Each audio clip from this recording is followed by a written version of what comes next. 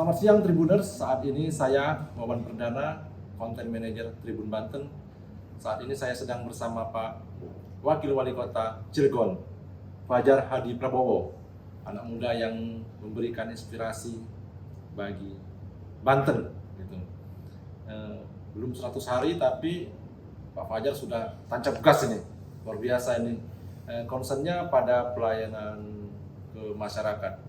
Saya dengar itu gajinya itu Pak, emang nggak ambil gaji ya Pak untuk setelah menjabat ini Pak? Gimana tuh ceritanya Pak? Ya, pertama saya ucapin selamat siang juga, selamat sore buat para Tribuners ya. Nah, terima kasih juga para teman-teman Tribun ya, Kang Wawan. Welcome to Cilegon, Kang Wawan. Ya, untuk menjawab itu, yang tancap gas nggak cuma Fajar, tapi yang tancap gas itu Robinson Fajar. Ya, kalau saya mah kayaknya gasnya masih pelan-pelan, tapi ya ini yang harus diapresiasi itu adalah tancap gasnya Kang Wali Kota Robinson. Beliau nggak ada waktu weekend gitu. Ya gitu. Jadi itu pertama yang bisa saya sampaikan. Yang kedua terkait tadi ya mewakafkan, wakaf ada di aspek pendidikan. Sebenarnya itu menjadi tanggung jawab dan bukan ini ya, janji saya pribadi yang memang harus saya lakukan gitu.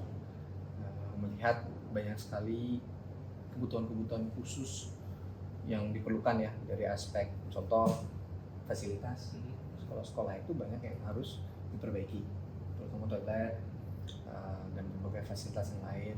Terkadang juga hal kecil, air itu kan juga bagian dari hal yang vital dari keseharian manusia. Dan juga ada beberapa fasilitas yang seperti kantin, masjid, musola, lab, ada juga jalan sekolah yang tidak bagus, rusak. Bahkan di Grogol sana ada sekolah satu gedung gabung 4 sekolah, mereka jadi satu. Dan mereka upacara benderanya itu di ruangan lebih sempit daripada ruangan ini. Itu fokus kita juga buat pastiin bahwa calon penerus bangsa ini kan 2045 itu kan mereka tuh amin ya, bonus gitu ya, bonusnya tambahin 20 tahun ya. Kalau saat ini mereka masih umurnya 45, berarti 25 tahun nanti mereka tuh yang akan mengisi. Ya, jadi kalau nggak kita pasang dari sekarang ya kapan lagi gitu. Menunggu mereka SMP atau kalau menunggu mereka SMA kayaknya sudah telat. Jadi makanya kita mulai dari sekarang nunjukin bahwa kita pengen generasi kalian lebih baik lagi dari kita gitu loh. Kita pengen seharian kalian tuh lebih diberikan kemudahan gitu.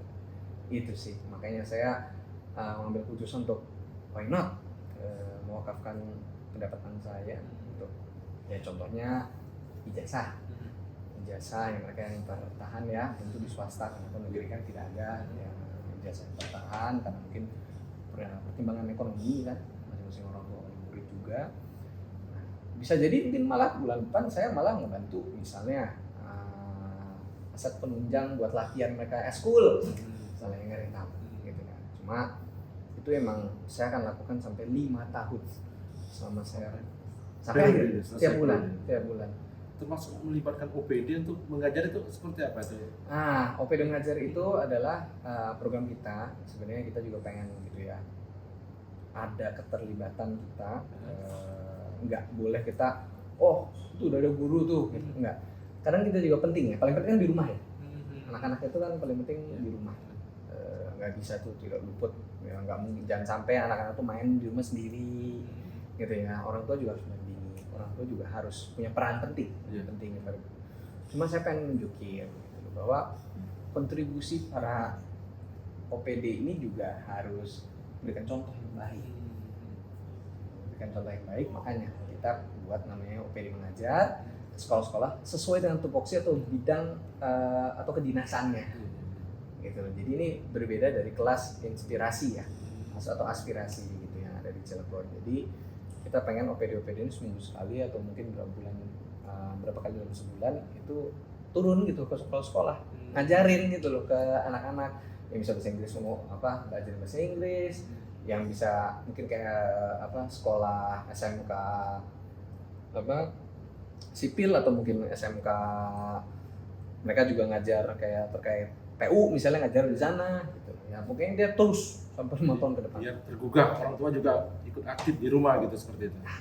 Harusnya sih ya, mudah-mudahan demikian. Jadi penyempatan waktu ke anak-anak itu penting, 30 menit aja sehari gitu ya, terutama anak-anak kita yang masih di usia dini atau golden years atau golden age, itu juga penting banget. Jadi makanya kita pengen dorong, yuk teteh, Kang, sedulur-sedulur semua, jangan pernah lupa waktu kita sebagai orang tua buat anak-anak kita, buat hati kita di rumah, terutama yang masih umur 1 sampai 5 tahun. Termasuk Pak Fajar akan ikut Pengennya itu, ke sekolah kemarin juga. bantuin anak yang ujian susulan bahasa Inggris, kebetulan dia gemeter ya, karena dia nggak tahu, mungkin kan itu harus sebenarnya bukan baca ya kalau bahasa Inggris ya, harus dibiasakan dengan lagu yang bahasa Inggris. Saya juga belajar kan gitu, bukan di sekolah, tapi lebih belajarnya ya otodidak gitu ya, di luar juga lebih, waktu belajar lebih banyak kalau di luar gitu.